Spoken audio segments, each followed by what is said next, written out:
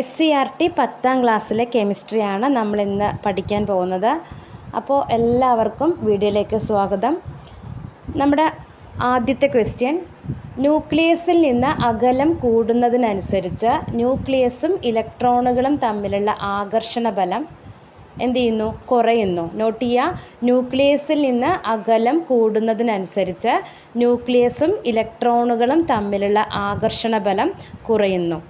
Second question, S സബ്ഷെല്ലിലെ ഓർബിറ്റലിൻ്റെ ആകൃതി. S സബ്ഷെല്ലിലെ ഓർബിറ്റലിൻ്റെ ആകൃതി ഗോളാകൃതിയാണ്. Not ചെയ്യുക, ഗോളാകൃതി. എസ് സബ്ഷെല്ലിലെ ഓർബിറ്റലിൻ്റെ ആകൃതി ഗോളാകൃതിയാണ്. നമ്മൾ പറഞ്ഞത് ന്യൂക്ലിയസിൽ നിന്ന് അകലം കൂടുന്നതിനനുസരിച്ച് ന്യൂക്ലിയസും ഇലക്ട്രോണുകളും തമ്മിലുള്ള ആകർഷണ ബലം കുറയുന്നു. എസ് സബ്ഷെല്ലിലെ ഓർബിറ്റലിൻ്റെ ആകൃതി എന്താണ്? ഗോളാകൃതി. ഓക്കെ, നമ്മുടെ അടുത്ത ക്വസ്റ്റ്യൻ, ആറ്റം ഘടനയെ സംബന്ധിച്ച ആധുനിക സിദ്ധാന്ത പ്രകാരം ന്യൂക്ലിയസിന് ചുറ്റും ഇലക്ട്രോണുകൾ സഞ്ചരിക്കുന്നത് ത്രിമാന മേഖലയിലാണ്. ആറ്റം ഘടനയെ സംബന്ധിച്ച ആധുനിക സിദ്ധാന്ത പ്രകാരം ന്യൂക്ലിയസിന് ചുറ്റും ഇലക്ട്രോണുകൾ സഞ്ചരിക്കുന്നത് എങ്ങനെയാണ്? ത്രിമാന മേഖലയിലാണ്. നെക്സ്റ്റ്, ഉപഊർജ നിലകളിൽ ഇലക്ട്രോണുകൾ കാണപ്പെടുവാൻ സാധ്യത കൂടിയ മേഖലകൾ അറിയപ്പെടുന്നത് ഓർബിറ്റലുകൾ എന്നാണ്. നോട്ട് ചെയ്യുക, ഓർബിറ്റലുകൾ. ഉപഊർജ നിലകളിലെ ഇലക്ട്രോണുകൾ കാണപ്പെടുവാൻ സാധ്യത കൂടിയ മേഖലകളാണ് ഓർബിറ്റലുകൾ. ഓക്കെ,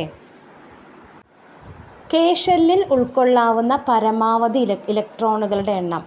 കെ ഷെല്ലിൽ ഉൾക്കൊള്ളാവുന്ന പരമാവധി ഇലക്ട്രോണുകളുടെ എണ്ണം 2. കെ ഷെല്ലിൽ ഉൾക്കൊള്ളാവുന്ന പരമാവധി ഇലക്ട്രോണുകളുടെ എണ്ണം 2. എൽ ഷെല്ലിലാണെങ്കിൽ 8, എം ഷെല്ലിലാണെങ്കിൽ 18. എൽ ഷെല്ലിൽ ഉൾക്കൊള്ളാവുന്ന പരമാവധി ഇലക്ട്രോണുകളുടെ എണ്ണം 8, എം ഷെല്ലിൽ ഉൾക്കൊള്ളാവുന്ന പരമാവധി ഇലക്ട്രോണുകളുടെ എണ്ണം 18. നോട്ട് ചെയ്യുക, കെ ഷെല്ലിൽ ഉൾക്കൊള്ളാവുന്ന പരമാവധി ഇലക്ട്രോണുകളുടെ എണ്ണം എത്രയാണ്? 2. ഓക്കെ, ഒരു കാര്യം കൂടി നോട്ട് ചെയ്യുക, കെ ഷെൽ ഒഴികെ എല്ലാ മുഖ്യ ഊർജ്ജ നിലകളിലും ഒന്നിൽ കൂടുതൽ സബ്ഷെല്ലുകളുണ്ട്.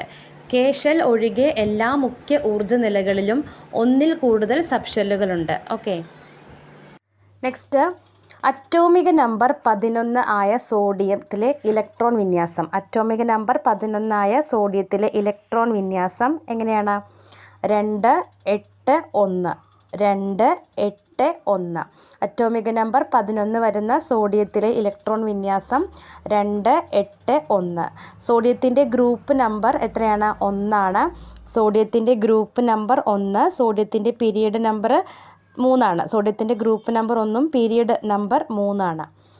നെക്സ്റ്റ്, പ്രധാന ഊർജ്ജ നിലകളിൽ തന്നെയുള്ള ഉപ ഊർജ്ജ നിലകൾ അറിയപ്പെടുന്നത് എന്താണ്? സബ്ഷെല്ലുകളാണ്. പ്രധാന ഊർജ്ജ നിലകളിൽ തന്നെയുള്ള ഉപ ഊർജ്ജ നിലകളാണ് സബ്ഷെല്ലുകൾ. സബ്ഷെല്ലുകൾ നാമകരണം ചെയ്യപ്പെട്ടിരിക്കുന്നത് എസ്, പി, ഡി, എഫ് എന്നാണ്. സബ്ഷെല്ലുകൾ നാമകരണം ചെയ്യപ്പെട്ടിരിക്കുന്നത് എസ്, പി, ഡി, എഫ് എന്നാണ്. S sharp, P principal, D diffuse, F fundamental.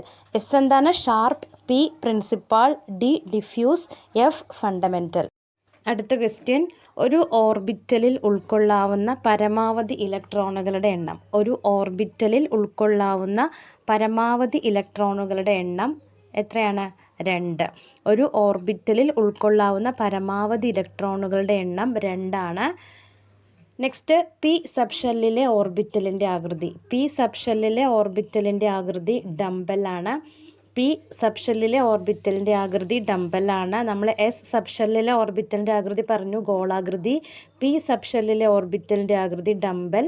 D F സബ്ഷെല്ലിലെ ഓർബിറ്റലിൻ്റെ ആകൃതി എന്ന് പറയുന്നത് സങ്കീർണമാണ്. ഡി എഫ് ഓർബിറ്റലിൻ്റെ ആകൃതി സങ്കീർണമാണ്. ഓക്കെ, നെക്സ്റ്റ്, എല്ലാ ഷെല്ലിലുമുള്ള പൊതുവായ സബ്ഷെൽ ഏതാണ്? എല്ലാ ഷെല്ലിലുമുള്ള പൊതുവായ ഉപഷെൽ അല്ലെങ്കിൽ സബ്ഷെൽ എന്ന് പറയുന്നത് എസ് ആണ്. എസ് സബ്ഷെല്ലിൽ ഉൾക്കൊള്ളാവുന്ന പരമാവധി ഇലക്ട്രോണുകളുടെ എണ്ണം 2 ആണ്. പി സബ്ഷെല്ലിൽ ഉൾക്കൊള്ളാവുന്ന പരമാവധി ഇലക്ട്രോണുകളുടെ എണ്ണം 6. ഡി സബ്ഷെല്ലിൽ ഉൾക്കൊള്ളാവുന്ന പരമാവധി ഇലക്ട്രോണുകളുടെ എണ്ണം 10. എഫ് സബ്ഷെല്ലിൽ ഉൾക്കൊള്ളാവുന്ന പരമാവധി ഇലക്ട്രോണുകളുടെ എണ്ണം 14 ആണ്. അപ്പോൾ എസ് പൊതുവായ ഉപഷെല്ലാണ്. എസ് സബ്ഷെല്ലിൽ ഉൾക്കൊള്ളാവുന്ന പരമാവധി ഇലക്ട്രോണുകളുടെ എണ്ണം 2 ആണ്. പി സബ്ഷെല്ലിൽ ഉൾക്കൊള്ളാവുന്ന പരമാവധി ഇലക്ട്രോണുകൾ എന്ന് പറയുന്നത് 6. ഡിയിൽ 10 ആണ്. എഫിൽ 14 ഇലക്ട്രോണുകളാണ് ഉൾക്കൊള്ളുന്നത്. പരമാവധി ഇലക്ട്രോണുകൾ എന്ന് പറയുന്നത് Fൽ 14 ആണ്. ആറ്റത്തിലെ ഇലക്ട്രോണുകൾ സബ്ഷെല്ലിൽ വിന്യസിക്കപ്പെടുമ്പോൾ ഊർജം കുറഞ്ഞ സബ്ഷെല്ലിൽ നിന്ന് കൂടിയതിലേക്ക് ക്രമമായി നിറയുന്നതാണ് സബ്ഷെൽ ഇലക്ട്രോൺ വിന്യാസം. ആറ്റത്തിലെ ഇലക്ട്രോണുകൾ സബ്ഷെല്ലിൽ വിന്യസിക്കപ്പെടുമ്പോൾ ഊർജം കുറഞ്ഞ സബ്ഷെല്ലിൽ നിന്ന് കൂടിയതിലേക്ക് ക്രമമായി നിറയുന്നതാണ് സബ്ഷെൽ ഇലക്ട്രോൺ വിന്യാസം. എങ്ങനെയാണ്? ആറ്റത്തിലെ ഇലക്ട്രോണുകൾ സബ്ഷെല്ലിൽ വിന്യസിക്കപ്പെടുമ്പോൾ ഊർജം കുറഞ്ഞ സബ്ഷെല്ലിൽ നിന്ന് കൂടിയതിലേക്ക് ക്രമമായിട്ട് നിറയുന്നതാണ് സബ്ഷെൽ ഇലക്ട്രോൺ വിന്യാസം. പീരിയോഡിക് ടേബിളിലെ എസ് ബ്ലോക്ക് മൂലകങ്ങളുടെ സ്ഥാനം. പീരിയോഡിക് ടേബിളിലെ എസ് ബ്ലോക്ക് മൂലകങ്ങളുടെ സ്ഥാനം എവിടെയാണ്? ടേബിളിൻ്റെ ഏറ്റവും ഇടത് ഭാഗത്താണ് പീരിയോഡിക് ടേബിളിലെ എസ് ബ്ലോക്ക് മൂലകങ്ങളുടെ സ്ഥാനം. എസ് ബ്ലോക്ക് മൂലകങ്ങളുടെ സ്ഥാനവുമായി ബന്ധപ്പെട്ട സവിശേഷതകളാണ് പറയുന്നത്. എന്തൊക്കെയാണ്? ലോഹ സ്വഭാവം കൂടുതലാണ്, അയോണീകരണ ഊർജം കുറവാണ്, ഇലക്ട്രോനെഗറ്റിവിറ്റി കുറവാണ്. എന്തൊക്കെയാണ് എസ് ബ്ലോക്ക് മൂലകങ്ങളുടെ സ്ഥാനവുമായി ബന്ധപ്പെട്ട സവിശേഷതകളാണ്? ലോഹ സ്വഭാവം കൂടുതലാണ്, അയോണീകരണ ഊർജം കുറവാണ്, ഇലക്ട്രോനെഗറ്റിവിറ്റി കുറവാണ്. എന്തൊക്കെയാ? ലോഹ സ്വഭാവം കൂടുതലാണ്, അയോണീകരണ ഊർജം കുറവാണ്, ഇലക്ട്രോനെഗറ്റിവിറ്റി കുറവാണ്. ഇപ്പോൾ പീരിയോഡിക് ടേബിളിലെ എസ് ബ്ലോക്ക് മൂലകങ്ങളുടെ സ്ഥാനം എന്ന് പറയുന്നത് ടേബിളിൻ്റെ ഏറ്റവും ഇടത് ഭാഗത്താണ്. എസ് ബ്ലോക്ക് മൂലകങ്ങളുടെ സ്ഥാനവുമായി ബന്ധപ്പെട്ട സവിശേഷതകൾ എന്ന് പറയുന്നത് ലോഹ സ്വഭാവം കൂടുതലാണ്, അയോണീകരണ ഊർജം കുറവാണ്, ഇലക്ട്രോനെഗറ്റിവിറ്റി കുറവാണ്. ഓക്കെ, നെക്സ്റ്റ് ആൽക്കലി ലോഹങ്ങളും ആൽക്കലൈൻ എർത്ത് ലോഹങ്ങളും ഉൾപ്പെടുന്നത് ഏത് ബ്ലോക്കാണ്? പീരിയോഡിക് ടേബിളിലെ ബ്ലോക്ക് എസ് ബ്ലോക്കാണ്. ആൽക്കലി ലോഹങ്ങളും ആൽക്കലൈൻ എർത്ത് ലോഹങ്ങളും ഉൾപ്പെടുന്ന പീരിയോഡിക് ടേബിളിലെ ബ്ലോക്ക് ഏതാണ്? എസ് ബ്ലോക്കാണ്. നോട്ട് ചെയ്യുക, ആൽക്കലി ലോഹങ്ങളും ആൽക്കലൈൻ എർത്ത് ലോഹങ്ങളും ഉൾപ്പെടുന്ന പീരിയോഡിക് ടേബിളിലെ ബ്ലോക്ക് എസ് ബ്ലോക്കാണ്. എസ് ബ്ലോക്ക് മൂലകങ്ങൾ സാധാരണയായിട്ട് നിർമ്മിക്കുന്ന സംയുക്തങ്ങളാണ് അയോണിക സംയുക്തങ്ങൾ. എസ് ബ്ലോക്ക് മൂലകങ്ങൾ സാധാരണയായിട്ട് നിർമ്മിക്കുന്ന സംയുക്തങ്ങളാണ് അയോണിക സംയുക്തങ്ങൾ. ആൽക്കലി ലോഹങ്ങളും ആൽക്കലൈൻ എർത്ത് ലോഹങ്ങളും ഉൾപ്പെടുന്നത് പീരിയോഡിക് ടേബിളിലെ എസ് ബ്ലോക്കിലാണ്. എസ് ബ്ലോക്ക് മൂലകങ്ങൾ സാധാരണയായിട്ട് നിർമ്മിക്കുന്ന സംയുക്തങ്ങൾ അയോണിക സംയുക്തങ്ങളാണ്. എസ് ബ്ലോക്ക് മൂലകങ്ങൾ രാസപ്രവർത്തനത്തിൽ ഏർപ്പെടുമ്പോൾ ഇലക്ട്രോണുകൾ വിട്ടുകൊടുക്കുന്നു. എസ് ബ്ലോക്ക് മൂലകങ്ങൾ രാസപ്രവർത്തനത്തിൽ ഏർപ്പെടുമ്പോൾ ഇലക്ട്രോണുകൾ വിട്ടുകൊടുക്കുന്നു. നോട്ട് ചെയ്യുക, എസ് ബ്ലോക്ക് മൂലകങ്ങൾ രാസപ്രവർത്തനത്തിൽ ഏർപ്പെടുമ്പോൾ ഇലക്ട്രോണുകൾ വിട്ടുകൊടുക്കുന്നു. എസ് ബ്ലോക്ക് മൂലകങ്ങളുടെ ഓക്സൈഡുകളും ഹൈഡ്രോക്സൈഡുകളും കാണിക്കുന്ന സ്വഭാവം ചോദിച്ചാൽ അത് ബേസിക് സ്വഭാവമാണ്. എസ് ബ്ലോക്ക് മൂലകങ്ങളുടെ ഓക്സൈഡുകളും ഹൈഡ്രോക്സൈഡുകളും കാണിക്കുന്ന സ്വഭാവം എന്താണ്? ബേസിക് സ്വഭാവം.